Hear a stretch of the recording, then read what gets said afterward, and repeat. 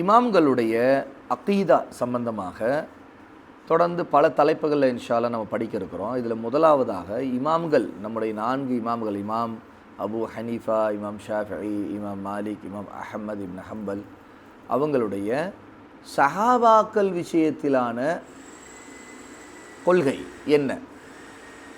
ஏன் இந்த தலைப்பு இங்கே முதலாவதாக இப்போ நம்ம பார்க்க போகிறோம் அப்படின்னா, அஹ்லுஸ் சுன்னா அப்படிங்கிறவங்க சஹாபாக்கள்லேருந்து தான் ஆரம்பம். இமாம்கள் அவங்க காலத்தில் வாழ்ந்த அஹ்லுல் பிதாக்களை கடுமையை எதிர்த்து நின்றாங்க.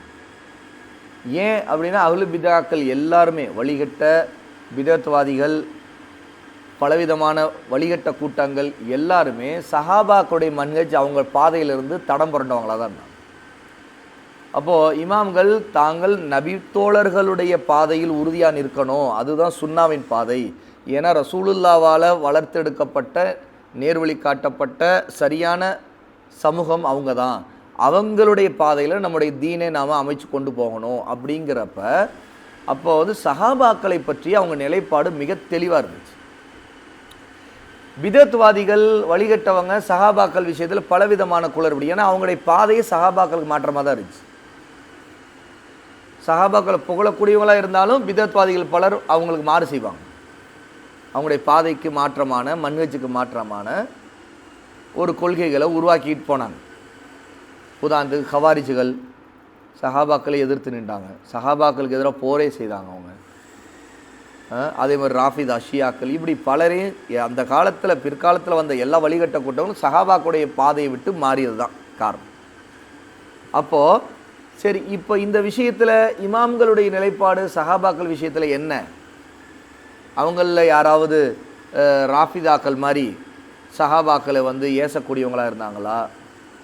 அதாவது திட்டக்கூடியவங்களாக, சஹாபாக்களை சபிக்கக்கூடியவங்களாக இருந்தாங்களா? அல்லது நவாசிப் மாதிரி அஹ்லுல் பைத்தை திட்டக்கூடியவங்களாக இருந்தாங்களா? நவாசிப்புங்கிற கூட்டம் சஹாபாக்களை ஏற்றுக்குவாங்கன்னு அஹ்லுல் பைத்தை மட்டும் நோவினை செய்தாங்க.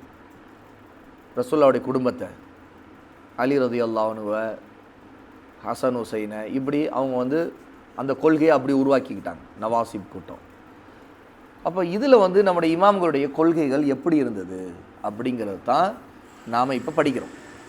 முதலாவதாக சஹாபாக்களை பற்றி அவங்களுடைய கொள்கைகளில் நாம் ஒவ்வொரு இமாமுடைய கருத்துக்களும் அவங்களுடைய முக்கியமான அந்த கூற்றுகள் மூலமாக அவங்க என்னென்ன நிலைப்பாடுகளை சஹாபாக்கள் விஷயத்தில் கொண்டு இருந்தாங்க அப்படிங்கிறது பார்ப்போம். அதில் இமாம் ஷாஃபிஈ ரஹிமஹுல்லா அவங்களுடைய ஒரு நிலைப்பாடை இங்கே பார்க்குறோம். இமாம் ஷாஃபி ரஹிமஹுல்லா சொல்லக்கூடிய வாசகத்தை தான் இங்கே நம்ம பார்க்குறோம். நபித்தோழர்களை அல்லாஹ் தனது குர்ஆனிலும் தௌராத்திலும் இன்ஜீலிலும் புகழ்ந்திருக்கிறான். குர்ஆனுடைய ஆயத்தை நாம் சூரா முஹம்மத், அந்த ஆயத் யாருக்கு ஞாபகம் இருக்குது?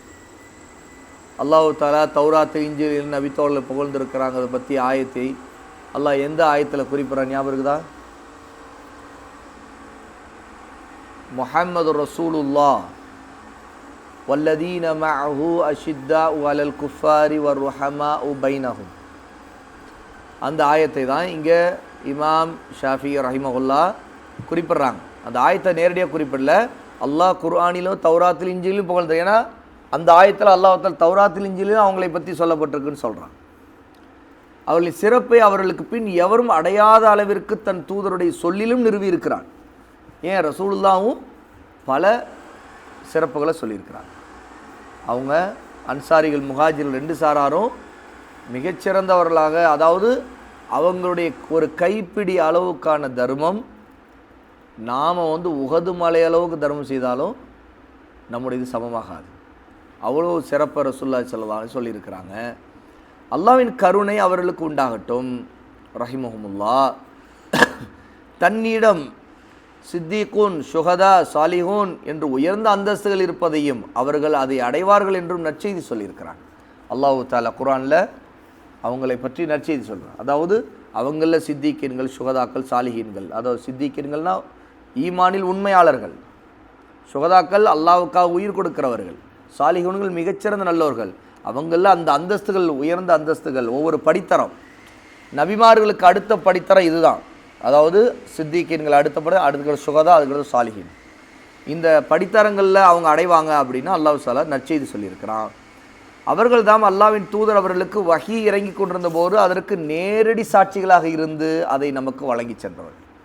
நீங்களோ நானோ அல்லது அவங்க காலத்துக்கு பிறந்தவர் யாருமே ரசூலுல்லாஹ்வுக்கு முன்னாடி இல்லை. இப்போ வஹி இறங்குற காலத்தில் இருந்தவங்க அவங்க தான், அந்த ஒரு சமூகத்தவர் வேறு யாரும் இல்லை. எனவே அல்லாஹ்வுடைய தூதர் ஸல்லல்லாஹு அலைஹி வஸல்லம் சொல்ல என்ன வார்த்தைகள் மூலமாக எதை நாடினார்கள், எதை பொதுவாக சொன்னாங்க, எதை தனித்து குறிப்பிட்டு சொல்லியிருக்கிறாங்க, எது அவங்களுடைய கட்டளை, எது அவங்களுடைய ஆர்வமூட்டுதல், சரியா, எது அவங்களுடைய அம்ரு, எது ஆர்வமூட்டினாங்க, எது ஆமாம் சொன்னாங்க, எது காசு, எல்லாத்தையும் அவங்க நன்கு அறிந்திருந்தாங்க. நபி வழியில் நமக்கு தெரிந்த ஒவ்வொன்றும் அவர்களுக்கு தெரிந்திருந்தது. இன்றைக்கி நமக்கு தெரிஞ்சிருக்கிற ஒவ்வொன்றும் அவங்களுக்கு தெரிஞ்சிருந்தது. அத்துடன் நமக்கு தெரியாததும் அவர்களுக்கு தெரிந்திருந்தது. சரியா, மார்க்கத்தின் எல்லா வகை கல்வியிலும் ஆய்விலும் அவர்கள் நம்மை விட மேலானவர்கள். இறையச்சம், தக்குவா, அறிவாற்றல், ஆழமான புரிதல், சட்ட நுணுக்கம் அனைத்திலும் மேலானவர்கள். நம்மிடம் நம்முடைய கருத்துக்களை விட அவர்களின் கருத்துக்கள் போற்றத்தக்கவை, முற்படுத்த வேண்டியவை. அல்லாஹ் மிக அறிந்தவன் அப்படின்னு இமாம் ஷாஃபி ரஹிமஹுல்லாஹ் சொல்கிறாங்க. அப்போது நம்முடைய சொல்லை விட அவங்களுடைய சொல்ல தான் முற்படுத்தணும். ஏன்னா நமக்கு தெரியாதது அவங்களுக்கு தெரியும். இப்போ நாம் அறிஞ்சதுங்கிறது அவங்க மூலம் அறிவிக்கப்பட்டது தானே. அவங்க அறிவிக்காததெல்லாம் என்ன ஆச்சு? அப்போ நம்ம கிடைச்சிச்சா? கிடைக்கல. அப்போ அது அவங்க தெரிஞ்சிருக்குது, ஆனால் அறிவிக்காம விட்டதும் இருக்குது. நம்ம கிடைக்காததெல்லாம் இருக்குதுல்ல. அப்போ அவங்களுக்கு அந்த ஹெல்ப் இருந்துச்சு. அவங்க கிடைச்சதையெல்லாம் அறிவித்ததும் உண்டு, அறிவிக்காதும் உண்டு. எல்லாருமே எப்போவுமே எல்லாருக்கும் 1400 வருஷத்துக்கு பிறகு என்ன முஸ்தபா படிச்சுட்டு இருப்பார், அப்போ அவருக்கு இந்த ஹதீஸ் போகணும்னு சொல்லிட்டா அவங்க பண்ணிகிட்டு இருந்தாங்க. எல்லாமே இல்லை. அவங்க அறிஞ்சதும் உண்டு, அறிஞ்சதை அறிவிக்காததும் உண்டு. அந்த அறிவிக்காதது நமக்கு அறியப்படாதது ஆயிடுச்சு, அப்படியும் உண்டு. அப்போ அவங்களுக்கு அவ்வளவு இல்மும் இருந்துச்சு. அப்போது இதுதான் சஹாபாக்களை பற்றிய நிலைப்பாடு. அவை சஹாபாக்கள் விஷயத்தில் நாம் இந்த அடிப்படை கொள்கையை கொள்ளணும். அவங்க அவ்வளோ மேன்மையான அவங்களுடைய அறிவு, அவங்களுடைய இல்மு, அவங்களுடைய தக்குவா, அவங்களில் அல்லாஹ் தஆலா அவங்கள புகழ்ந்திருக்காங்க, நபி புகழ்ந்திருக்காங்க. அவங்கள பல அந்தஸ்துகள் உயர்ந்த அந்தஸ்து அடைஞ்சிறவங்க சுகதாக்கள், சாலிகின்கள், சித்திகின்கள் இருந்தாங்க, அபூபக்கர் சித்திக் இருந்தாங்க. இப்படி பலதரமான உயர்தரமான மக்கள் தான் அந்த மக்கள் அப்படிங்கிற கொள்கையை ஒருவர் நம்பிக்கை கொள்ளணுங்கிற இந்த கொள்கை இமாம் ஷாஃபி ரஹிமஹுல்லாஹ் கொண்டிருந்தாங்கிறது இந்த அவங்களுடைய சொல்லிலிருந்து தெரியும். அப்படி இமாம் ஷாஃபியுடைய ரஹிமஹுல்லாவுடைய கொள்கை நிலைப்பாடு சஹாபாக்கள் விஷயத்தில் இவ்வளோ தெளிவாக இந்த சுருக்கமான அவங்களுடைய வார்த்தைகள் அவ்வளோ ஆழமான கருத்துக்களை நமக்கு சொல்லியிருக்கிறாங்க, நம்ம தெரிஞ்சுக்கிறோம்.